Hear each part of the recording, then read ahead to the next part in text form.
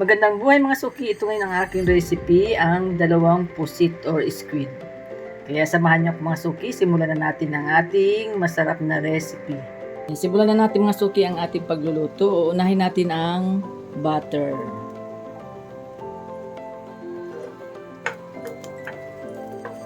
Yan, tunawin muna natin itong butter bago natin ilagay yung ating iba pang sangkap.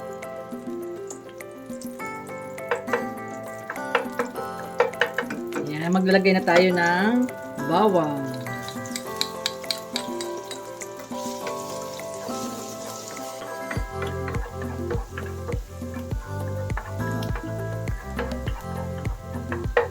Maglalagay na tayo ng chili oil. Mas masarap po siya kapag medyo merong konting anghang. Then isunod na natin ang chili garlic sauce.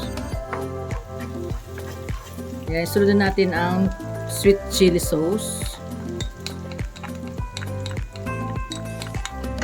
Yan, maglalagay din tayo mga suki ng tomato paste. Yan, isunod na natin ang ating soy sauce. Ayan, konti lang, isang kutsara lang.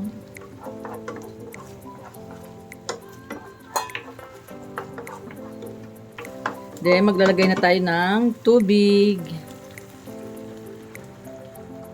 Ayun. Oh. Perfect.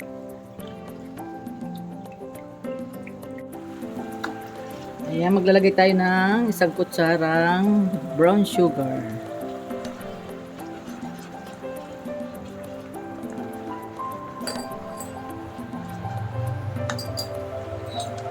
Ayan, pwede na natin ilagay mga suki yung ating pusit. Ayan, ang haba ng ating pusit ko. Dalawang peraso lang yan, tig-isa lang kami mister. Ayan, dalawang pusit lang po yan. Maglalagay tayo mga suki ng paminta.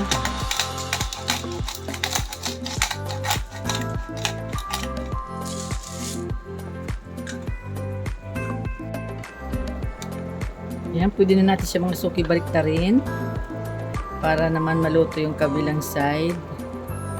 Ayun, sarap po.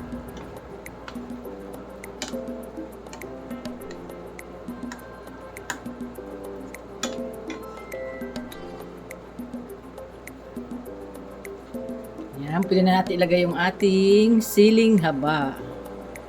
Yan. Perfect. Ayan, luto na siya mga suki.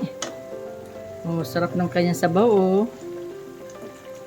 Ayan, off na natin yung ating burner. Ayan, ahonin na natin siya. Oh, wow, sarap. Ito na yung ating masarap na pusit. Tatanggal ang kanyang ulo.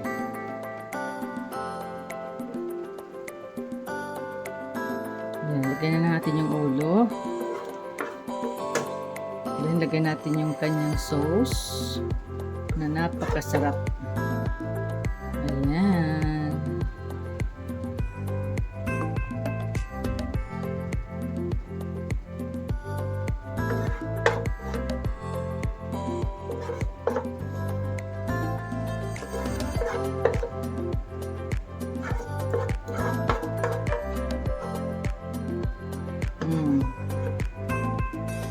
Sarap po. Ayan. Then, lagyan natin siya ng spring onion sa ibabaw.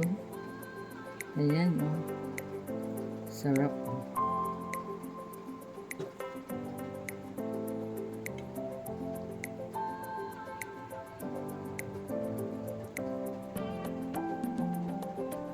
Ito na mga suki ang aking vlog for today, ang aking recipe ngayon na napakasarap at napakadali lang po siyang lutuin. Maraming salamat po sa lahat ng mga nanood. God bless po. Bye-bye. Ingat po kayo. Kainan na po tayo.